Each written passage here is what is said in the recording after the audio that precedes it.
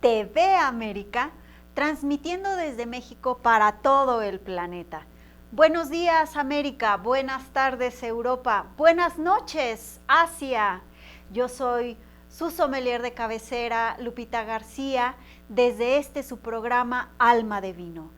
Mis queridos wine lovers, bienvenidos una vez más a uno de sus programas favoritos.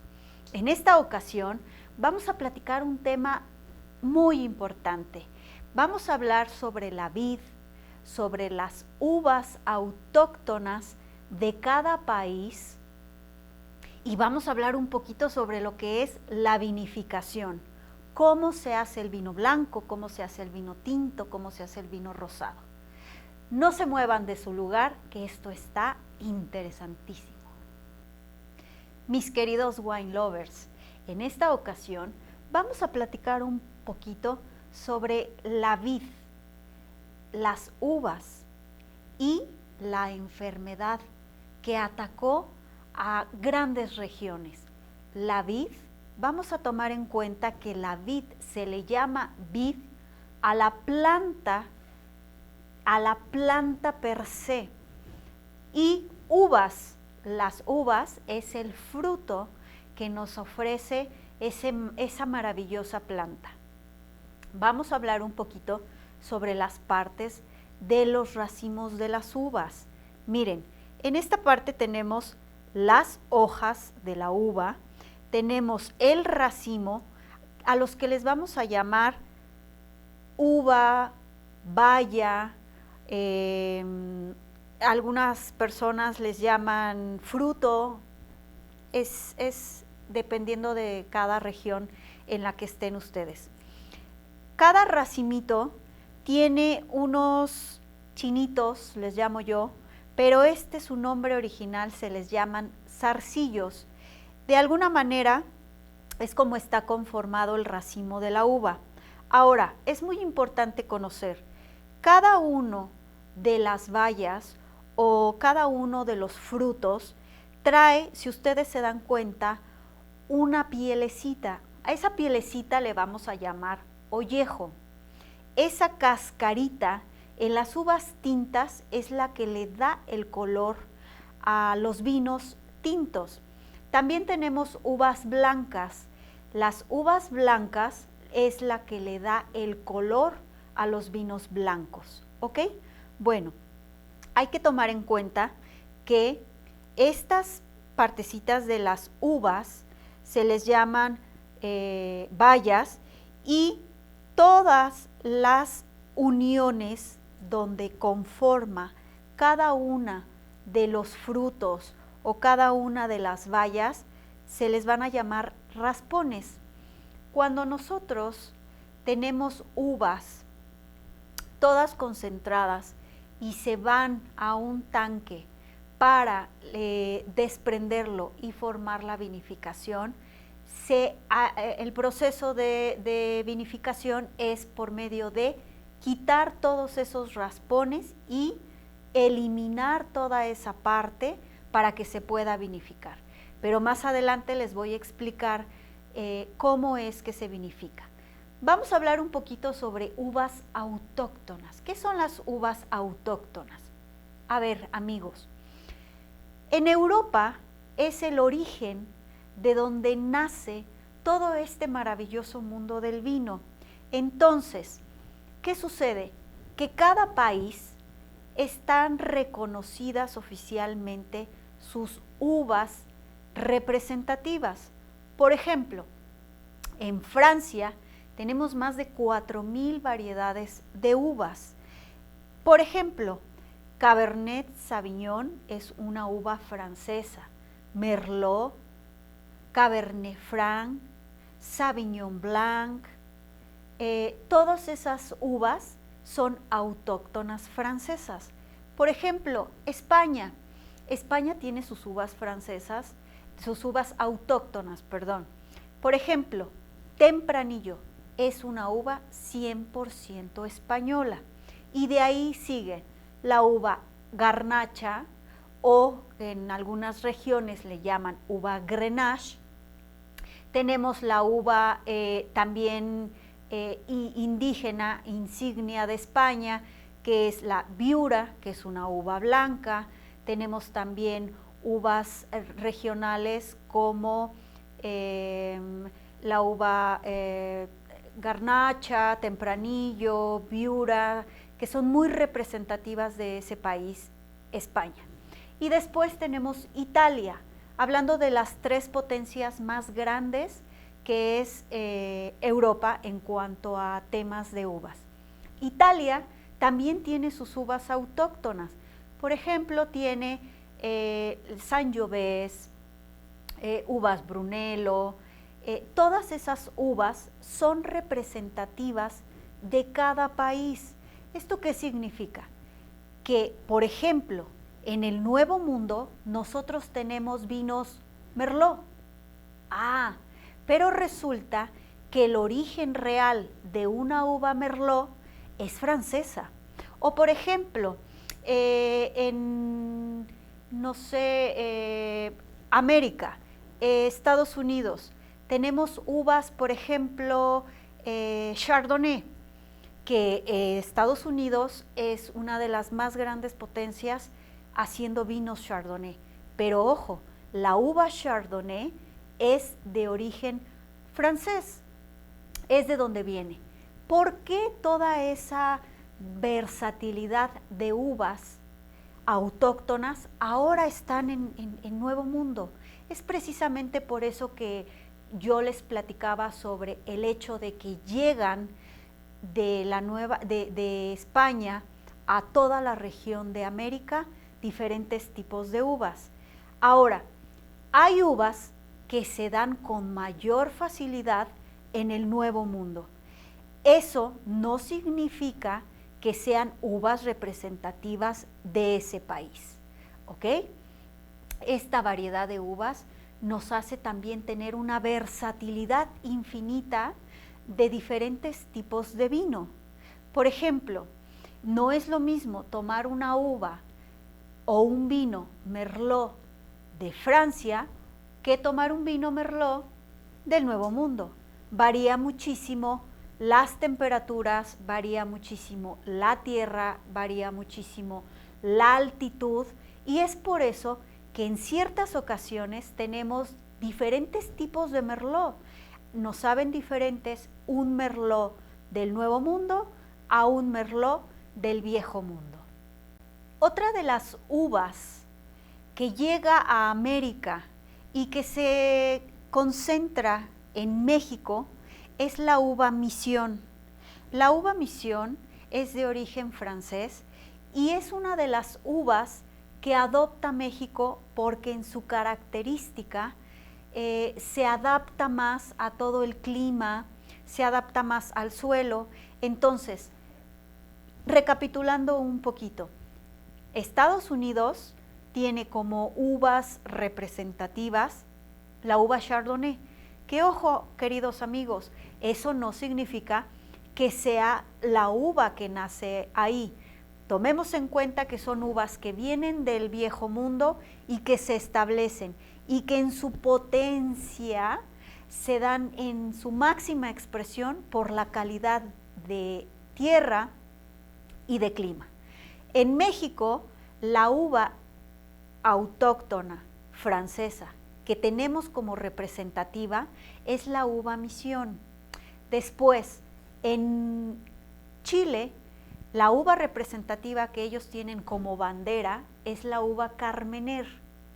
Es muy curioso, amigos, porque la uva Carmener, como toda la variedad de uvas, viene igual exactamente de Francia. Después, Argentina. Argentina defiende a capa y espada sus uvas insignias, que es Malbec, que puede ser también la Bonarda. Vuelvo a lo mismo. Son uvas francesas que llegan al Nuevo Mundo y que por las condiciones maravillosas de ese suelo se vuelve la uva representativa de ese país. Ahora, un dato muy importante. ¿Por qué esas uvas llegan a América? Bueno, es que aquí hay un bicho, un insecto que se llama filoxera. Este bicho enferma a las uvas. Entonces, si hablamos un poquito sobre el tema de Europa, este insecto enferma las vides, llega a un proceso donde se empiezan a morir las vides allá y entonces surge el plan B. ¿Cuál es el plan B? Llévate pedacitos de tronquitos de cada una de las uvas y llévatelas al Nuevo Mundo. Es como llegan a México, llegan a América, llegan a Australia, llegan a toda esa parte que es Nuevo Mundo, y entonces es por eso que en México también ya hoy en día tenemos todas esas uvas autóctonas europeas, pero desarrollándose de una manera impresionante en el Nuevo Mundo. Por ejemplo, en México ya tenemos una vinificación maravillosa de uva tempranillo. Esa uva tempranillo es una uva regional, una uva representativa española, que hoy en día en México se hacen vinos de uva tempranillo y quedan de excelente calidad. Entonces, vamos a hacer un énfasis muy importante. Hay uvas representativas de cada país, pero eso no significa que sea su uva nacional. Recordemos que traen un origen, toda la mayoría de las uvas son francesas, pero cada país de Europa, Italia, Francia, Hungría, Portugal, tienen sus uvas originarias, autóctonas, representativas. Y lo único que hacen es trasladarlas al Nuevo Mundo, y con esta maravillosa tierra es como se empiezan a dar vinos maravillosos, de excelente calidad, vinos que resaltan la excelencia también de grandes tierras, influencias marítimas, altitudes, y eso es gracias a que los misioneros nos trajeron esas uvas a México. Bueno, en esta ocasión vamos a hablar de cómo se hacen los vinos, cómo se vinifican, cuál es el proceso, cuál es la idea principal para poder hacer un vino. A ver, tenemos vinos blancos, vinos tintos, vinos rosados, y al final tenemos los vinos espumosos. Vamos a empezar por los vinos tintos. Es muy importante tomar en cuenta que mucha gente tiene la idea de que los vinos tintos se hacen con uvas tintas y los vinos blancos solamente se hacen con uvas blancas. Eso es correcto, así es como se hace, pero también hay un dato muy importante. ¿Sabían ustedes que hay vinos tintos que se les ponen uvas blancas y que también hay vinos blancos que se hacen con uvas tintas? Ah, ¿verdad? Sí, les voy a explicar. Ok, aquí tengo mi racimo de uvas. Chequen, estas uvas tintas, el ollejo, ya les había yo platicado que la cascarita le vamos a llamar ollejo. Si yo levanto el ollejo de estas uvas, la cascarita de estas uvas, sean blancas o tintas, siempre la carnita interior, el cuerpo de la uva, siempre va a ser de color verde. Esa partecita es la que se hace para vinificar vinos blancos de uvas tintas. Ahora, un tip muy importante que ustedes deben de saber. Si ustedes tienen un vino blanco de una uva tinta, le vamos a llamar que estamos ante un vino blanc de noir. Esto quiere decir que es un vino blanco de uva negra, ¿ok? Que se vinificó con una uva tinta, por ejemplo, una uva Zinfandel. En México tenemos un vino muy rico que es un vino blanco hecho con una uva tinta. Esta uva tinta se llama Zinfandel. ¿Y por qué se hace así? Le quitamos el ollejo, para que no tiña, para que no pinte, y entonces sacamos un Blanc de Noir, que eso significa un vino blanco de uva tinta. Después tenemos vinos tintos. ¿Qué sucede? Hay vinos tintos a los que se les pone uvas blancas. Por ejemplo, tenemos vinos tintos que se hacen con uvas negras, con uvas tintas, y les adicionan uvas blancas. Por ejemplo, les voy a dar el nombre de un vino de esas cualidades, de esas características. Un Châteauneuf du Pape, que es un vino francés, trae diferentes tipos de uvas y está vinificado con uvas blancas y con uvas tintas. Después tenemos los vinos rosados. ¿Qué es lo que sucede con los vinos rosados? Los vinos rosados se hace un proceso de vinificación, pero se hace con uvas blancas y se les deja parte del ollejo. A la hora de vinificar se dejan horas, entre 8, 10 horas para que el vino quede rosado. Es de esa manera como nosotros podemos diferenciar entre uvas blancas, tintas y rosadas, entre vinos blancos, tintos y rosados. Antes de comentarles un poquito sobre el proceso de vinificación, quiero darles un dato curioso.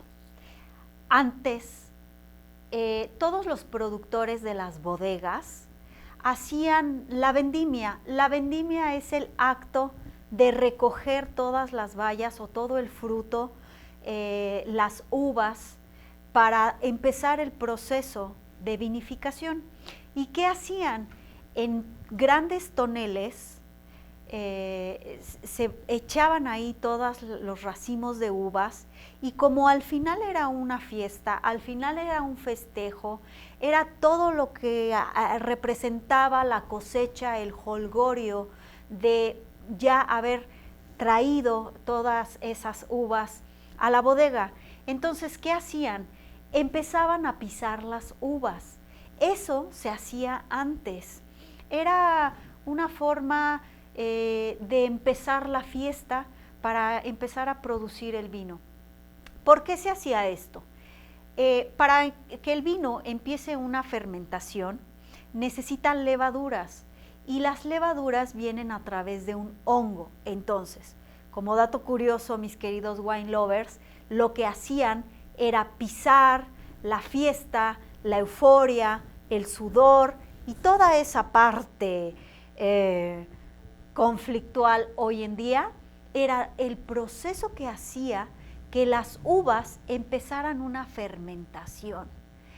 Y eso es por eso que hoy en día se hacen en ciertas bodegas la pisa de uvas, pero eso solamente hoy en día es representativo. Antes se hacía, hoy ya no. Hoy ya nada más es como parte de una fiesta para dar el banderazo de inicio de la vendimia y la vinificación.